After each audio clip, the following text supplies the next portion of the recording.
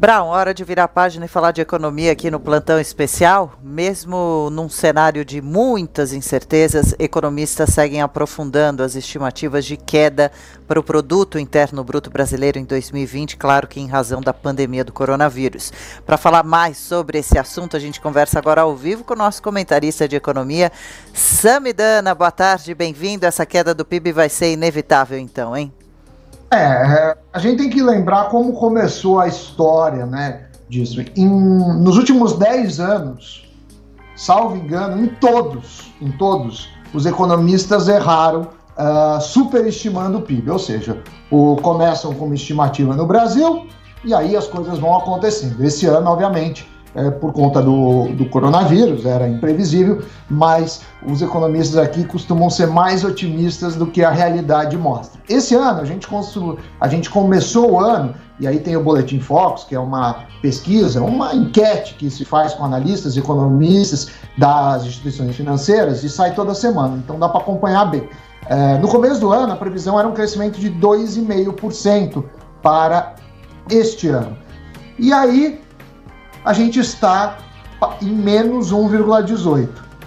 Isso no Boletim Focus. Mas a FGV já está projetando menos 4,4%, outros bancos internacionais também com as suas previsões. Tem gente falando em até menos 6%. O fato é que a gente tende a superestimar notícias positivas e negativas. E geralmente, quando começa o ano, a gente tem notícias positivas de planos, de governos, de reformas, então a gente acaba exagerando. Mas eu acho que não teremos 6% de queda. Eu, mesmo com as minhas estimativas, estou fazendo 4% de queda. E por que eu faço isso?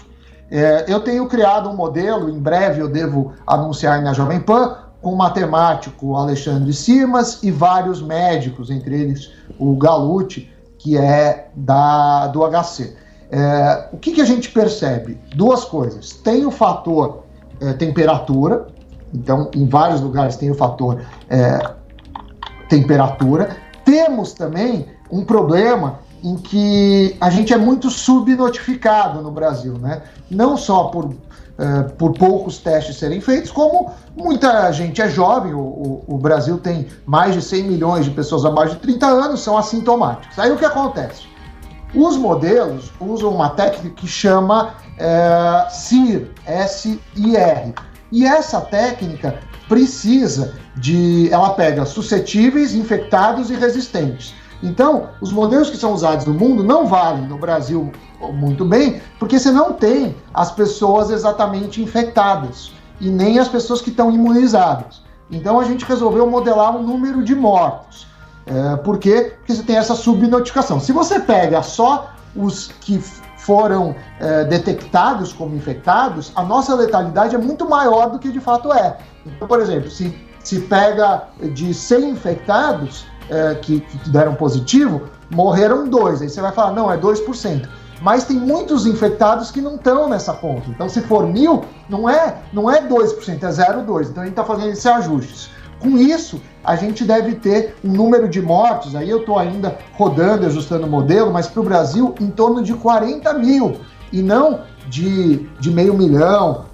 O próprio governador de São Paulo estava estimando, claro que o modelo não é dele, mas entre 100, se feita a quarentena, e 300 pessoas, ou 266 mil, se não feita, né? Só em São Paulo. Em São Paulo, por exemplo, a gente estima muito menos mortes que isso. Então, acredito que, nesse sentido, a gente vai ter uma surpresa positiva para o PIB, né? Não que o PIB não vai ser positivo no senso absoluto, mas eu não acredito que a gente vá atingir esses 6%. Certo. Brown?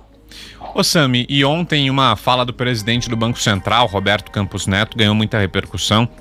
Ele disse que é contrário à ideia de emissão de moeda para tentar financiar os gastos do governo durante essa crise que a gente vem atravessando. O ex-presidente também do Banco Central, ex-ministro da Fazenda, Henrique Meirelles, havia numa entrevista recente defendido essa ideia de se imprimir dinheiro, mas o presidente do Banco Central descartou essa possibilidade, disse que é uma ideia perigosa. Queria saber a tua avaliação e que você explicasse para a gente por que não seria uma boa ideia ou seria uma boa ideia imprimir dinheiro. O que você acha?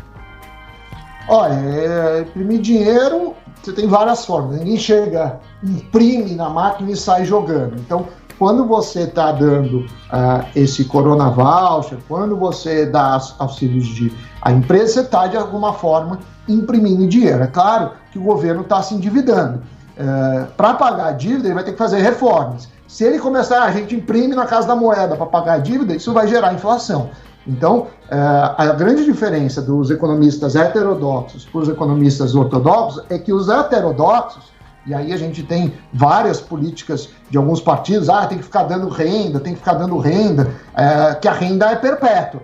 Os ortodoxos falam, não, você tem que dar renda agora em troca de uma dívida, e essa dívida vai ter que ser paga a altos custos, a um alto custo no futuro. Mesmo assim, é melhor fazer isso do que deixar as pessoas morrerem de fome ou fazer uma suspensão total de qualquer tipo de medida de mitigação.